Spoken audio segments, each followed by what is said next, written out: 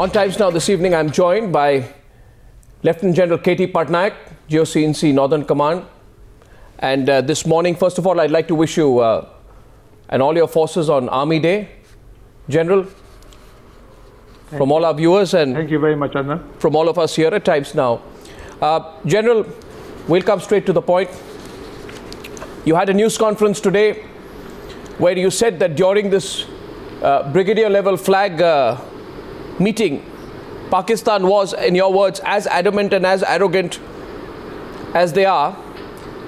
Can you, General Parnaik, elaborate on why you felt they were being adamant and arrogant at the flag meeting? Arnab, the first and foremost, we had wanted a flag meeting the next day after this incident had taken place, and the DGMOs had a word within themselves. It took us almost 3 days to get a response from our counterparts there. They fixed the date yesterday at 1 o'clock. When we went for the meeting at the brigadier level, right, we put across to Pakistan representative who had come there all the issues which included the flagrant violation of ceasefire continuously by Pakistan, as well as the dastardly act which was committed in Menda sector by their troops. They had come across and they had decapacitated and mutilated 2 of our soldiers who were killed in that operation. We even asked them to return the head of one of the soldiers. We also informed them that the notion that Indian troops had gone across the line of control on 6th of January in the UD sector was misplaced, and we also informed them that of late they had been planting mines between our forward posts while engaging them with fire surreptitiously. We also made known to them that despite agreeing to meet the previous night, that is on 13th, they fired on our post in the Krishna Ghati sector from areas across the Punch River, and these are posts which are located in habited areas. Now, all these issues which were put forth as a part of our agenda, the Pakistani representative had come with a written script, and he, from beginning to end, he disowned any responsibility, and he did not agree to even one of the issues that we had put across to him. His response was that it is you people who are violating the ceasefire, and we are only responding or retaliating. When he was shown the photographs of the mines which were planted, he saw them but returned them immediately to say, you keep it, I don't have anything to do with this. So I feel their body language was a little rigid, and they were not ready to accept anything, and they continued to be in a denial mode. General Parnaik, you are actually saying that you presented evidence of these mines being laid by the Pakistani forces, and they returned the evidence to you at the flag meeting. You're also saying that the brigadier from the Pakistani side came with a prepared script almost. Who could have given him that prepared script? Well, I think the establishment must have given it. I cannot speculate on that. But these 2 or 3 days that they took to agree for the meeting would have been adequate for somebody to give him the line of action that he presented at the time of meeting. So he came with a closed mind. The brigadier was not Even if you had not said anything, he would have said the same thing and gone back. Well, I suppose so, but under these circumstances, when there are very serious allegations being leveled against them, and they have refuted these allegations over a period of time, we sort of expected this kind of a response from them. General Parnaik, we are now hearing from Pakistan, the same old bogey that we want a third party, let there be a third party investigation. They want to try their best to take this to the United Nations. I want your response on that, please, before I move to my next question. Arnab, we have been watching both in Krishna Ghati and in Udi areas that Pakistan would normally carry out a ceasefire violation, ceasefire within 30 minutes or 40 minutes, and we could see the UN vehicles coming to their bases with an intention to show them what we were doing. Obviously, it was with an intention to provoke us so that we would fire on their pickets and the UN would precisely come and see that. So we have seen through this game plan of theirs, and we have been also cautious enough to respond in our own manner and own time.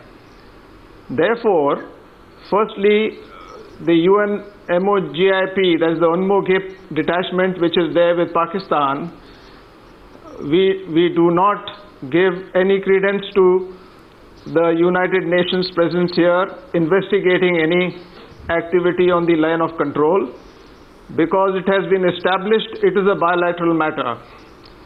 And if you recall, I also heard so in the media that the United Nations had refused to mediate when they were approached. Yet Pakistan, and also the representative who came, he did mention that we will like to have investigation by the United Nations, and our country is taking up a case to do so.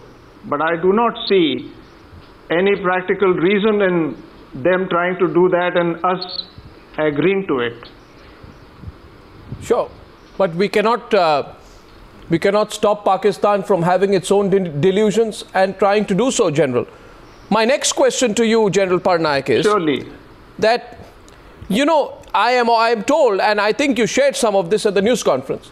I'd like you to share that with all our viewers on Times Now today, that when you told the Pakistanis that, look here, you are carrying out, you are violating the ceasefire on the night before the flag meeting, if I'm not mistaken, on the night of 13th January, and you spoke to them on the hotline, and you told them that we are recording all your violations. Is it true, General Parnaik, that when you told the Pakistanis on the hotline that we are recording your violations, they stopped? My question to you is, are you gathering the evidence to expose Pakistan if required by recording their violations? And B, can you tell us exactly what happened on the night before the flag meeting? Yes, Arnab, this was on 13th night, and the Pakistani troops opened fire on the Nangi Tekdi positions sometimes around 7:30, 8 o'clock at night. That's right. And we realized that the fire this time was coming from across the Punch River, and they are known to have positions there called Mirza 1, Mirza 2. That's right. Now, they had fired some mortars and they had fired some small arms ammunition. When the troops realized that they were firing from an area which is habited, they exercised restraint. But since the firing continued, we requested our troops to get on the hotline and speak to their counterpart to suggest that this trick will not do because they are using the cover of their own civilians. And they know that if we retaliated, there could be a danger of collateral damage. Now, you know we have got all kinds of night vision devices, Yes. and some of them have the capability to see and record what is happening. It may not be so very specific and clear, but it can record. So it was conveyed to them that on one hand you have agreed to meet us tomorrow, and on the other hand you are violating the LC and firing at us from a habited area. If you don't stop, we are recording it for whatever it was worth. Within 5-7 minutes the fire did stop. What does that reveal, General Parnaik, of the way the Pakistanis are thinking and responding? Arnab, I feel that at the lower level, there seems to be a sense of arrogance that they want to target our troops anywhere and everywhere. While the decision to have a meeting and their agreeing took a little time, I'm not sure whether at the lower level they had orders to continue to violate the ceasefire. But having told them, they must have realized that it may go against their evidence collecting that they are trying to do, and they may have stopped. But this is just a speculation. I really cannot say for sure why they did it. I understand that. General Parnaik, there is an attempt to say this is localized action, and therefore this should not be blown out of proportion. Whereas on the other side, we have heard that even the chief yesterday has said, I expect my commanders to be aggressive in their response. May I ask you whether there is a history of such violations which proves that this is not just an aberration, what has taken place in the Mendar sector? Yes, Arnab, we have been on these pickets face to face for many years now, and we understand the body language of our adversaries from across. When there is unprovoked firing, surely it must be a part of some design. What I can see is it must be to provoke us. It is also a level of frustration that comes out at times because their infiltration has not largely succeeded. And the fact that the situation in J&K has remained largely peaceful in the last 2 years. That is one reason why these kind of activities do take place. As far as our retaliation is concerned, you have heard the Chief of the Army Staff giving clear directions. But let me tell you that the commanders on the spot have the authority to retaliate. But we have generally exercised restraint when the fire is not accurate and effective. But the decision to respond will be with the local commander. And we are quite careful that we are not targeting any of the civilian areas across. So, while you may look at it in a manner as if it is a larger plan, but for the local unit commanders who are facing this issue, these firings do get localized in these areas. And they do not tend to spread to other areas per se. That is why people have been calling it, and I agree that these are localized, but I also say that they could be a part of a larger plan. I told you the reasons why.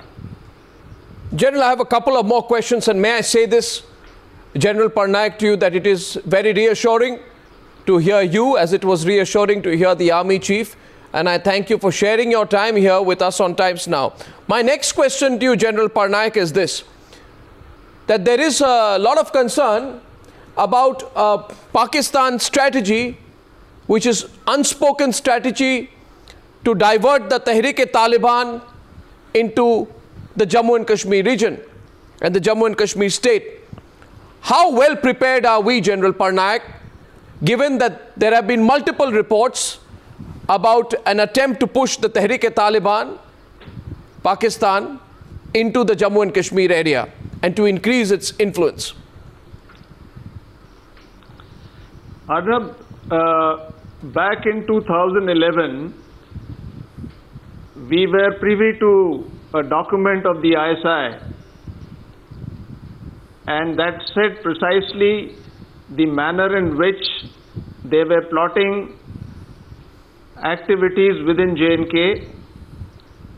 And one of the things which emerged was that come 2014, when the drawdown takes place, that is the time they will be able to push in more terrorists here. There was no mention of Tehreek-e-Taliban Pakistan or any such group, but more terrorists to be pushed into J&K.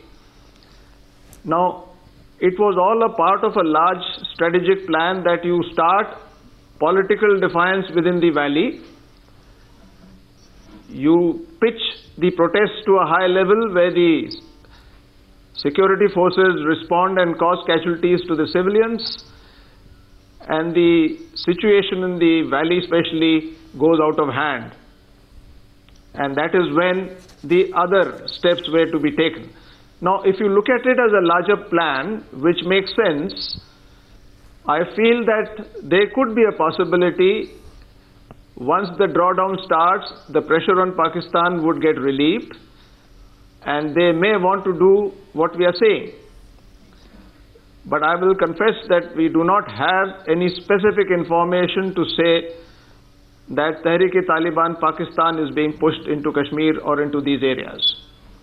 As far as our preparations are concerned, since we are aware of this issue for some time now, yes, we are ensuring that our counter-infiltration grid improves.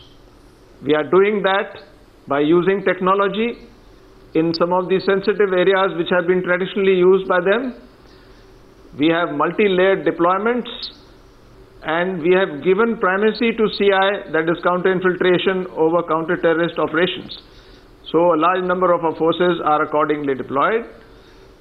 I am sure that as the time approaches, if we keep our domination, we prevent infiltration and keep things inside the state under control, it will be very difficult for them to carry out this plan of theirs. But even if they do, we would be prepared to take them on. General Parnaik, we have seen some reports about Pakistan Army, mobilizing its forces and cancelling leaves, etc., which may be a normal defensive exercise, and I'm sure Pakistan is enough to be defensive about.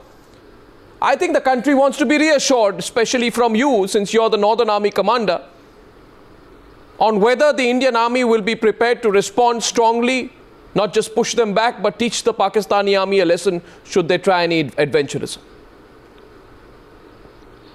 Yes, Arnab, we are also hearing this report, but what I hear is the cancellation of leave of the Frontier Force and the other paramilitary forces basically because of the internal situation that exists in Pakistan as well as the western borders. You are aware of the large strike which they had few days back with casualties, over 100 Shias being killed. So that is one reason why these actions may be taken. But we are not complacent. We are keeping a strict watch along the borders that we are deployed on. We have not noticed any large-scale movements on or around the line of control. So we will have adequate time and reaction. I'm sure our intelligence agencies are working with us, and any such move will be detected and reported. We have adequate forces in Northern Command to take care of this situation. You are aware that the troops deployed on the line of control are in a configuration of no war, no peace. And the Army has a system to graduate from this to a high level of alert, wherein adequate forces are deployed to take care of any threat that may manifest.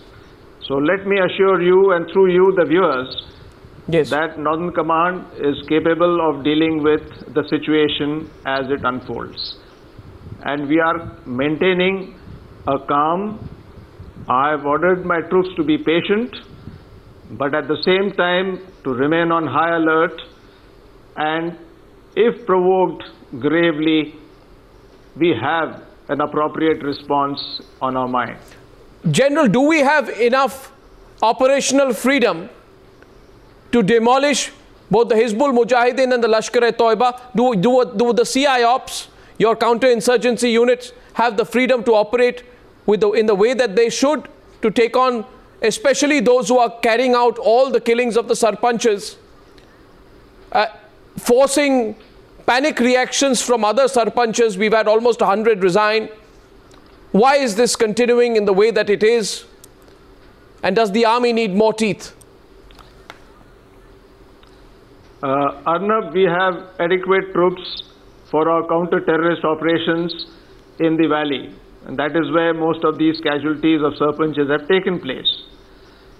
But let me make you aware that the local investigations have revealed that a lot of these activities have been carried out by inimical element and criminals who may have been hired for vested interests. There is a terrorist angle to it also, because the way it is being spoken of, it seems as if this has been a part of their agenda to target the democratic institutions within the state. We have had a couple of meetings on this. The Honorable Chief Minister chaired one yesterday. The security forces are well coordinated. The intelligence agencies are also coordinated. The police has been able to get some clues as to who's behind this. As far as protection of sarpanches is concerned, the basic responsibility is that with the civil police and the paramilitary forces. Yes. As far as the army is concerned, we do provide them domination in the hinterland, and we are carrying out joint patrolling with the police so that in the known areas where the terrorists operate, we keep the pressure up. You would also be aware that few days back we had a major success around Sopore. Over a period of 4-5 days in 2-3 operations, almost 9 terrorists were neutralized. So I want to assure you that we do not have any shortage of forces, and we are well coordinated on the ground. However, this issue of Panch and Sarpanch's protection, I think, is more political. But we are prepared, ready, and we are also contributing to the security of that area by dominating the hinterland. And we are constantly in touch with the civil administration as well as the police forces.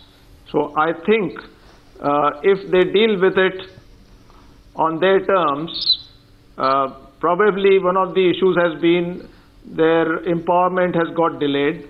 That's true. But then these are issues which the administration is Absolutely. The administration is dealing with it. Yes. And I do not want to make a comment on that. But they are if very I can, concerned. If they are I can, very concerned, and they are trying to sort it out. Yeah, they must. But you know, in such circumstances, is it even conceivable to think of withdrawing the AFSPA, the Armed Forces Special Powers Act? Yes, I think the chief has made a comment on this, and I would like to just say this, that we are professionals.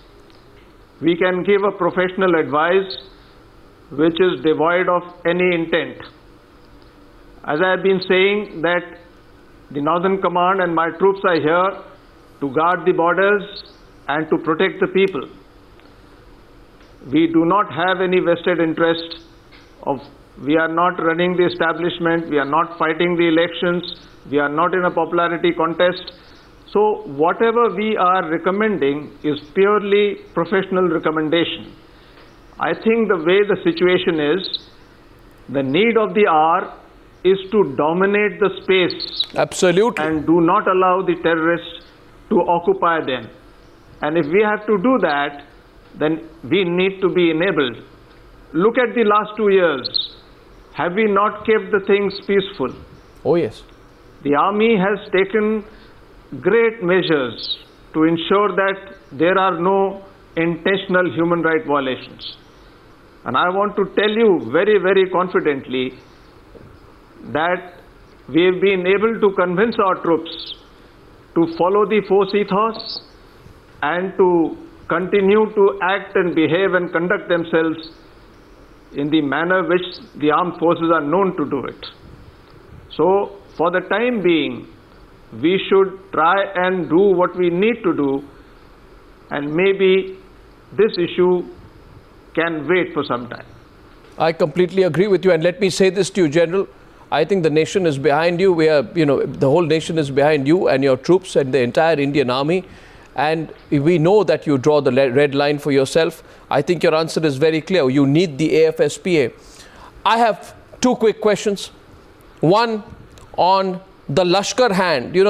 We've heard of these border action teams of the Lashkar-e-Toiba working in conjunction with the Pakistani army. On program after program on the Newshour, General, you may have seen, we have put that question to Pakistani generals. They have been in denial over it. Can you tell us more about the involvement of the Lashkar-e-Toiba along the LOC regions and whether these groups do exist, and if so, how? Arnab, you are aware that there are 43 training camps across in the POK and Pakistan. Now, most of these camps are occupied by terrorists of various tanzeems who come and train there from time to time. And it is out of these people that selected lot are then brought up to the launch pads, which are closer to the line of control. And their intention is to somehow infiltrate into the J&K state.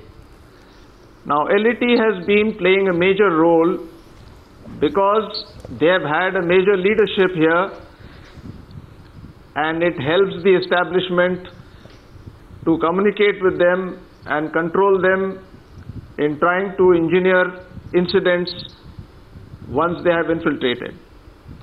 As far as the BAT action teams are concerned, we have the past experience which tells us that they have indeed attempted to do these activities on a number of occasions. I would like to tell you that a few months back we had one such attempt in the Keren sector where a group of people infiltrated shallow. We had a small post called Abdul Hut which was occupied by troops, and they tried to raid it from three sides. But our troops were alert and they thwarted this. We suffered a couple of casualties, but we managed to put down one and another one whose body was recovered later. So it is true that they resort to these issues and these methods when they get frustrated and they are not able to carry out infiltration from certain areas. We are very much alive to it, and we are taking precaution, and we are ensuring that our forward zone areas are adequately protected. General Parnaik, finally, how is the morale, General, among the troops, among your men? How is the morale among our troops, sir? Arnab, I have just been to all the forward areas in 15 and 16 Corps, and let me tell you, the morale of our officers and our men is very high.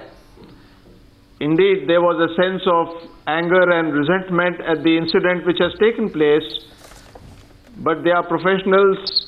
They understand the need of the hour is to be patient, is to be alert, and to continue to have moral ascendancy on the line of control. And I am very sure, I have full faith in my officers and men. I want to assure you, and through you, all the viewers, that we are keeping a strict vigil. We are motivated, we are well trained, and we have the capability. General Parnaik, we commend your restraint. We admire your professionalism. We salute your courage and your nationalism, and I thank you very much on behalf not just of Times Now, but all our viewers across the country for talking to me so openly, and I wish you and all your Jawans, officers and men once again on Army Day. Thank you, General Parnaik. Thank you. Thank you very much, Arnab. Thank you, Thanks a General. lot.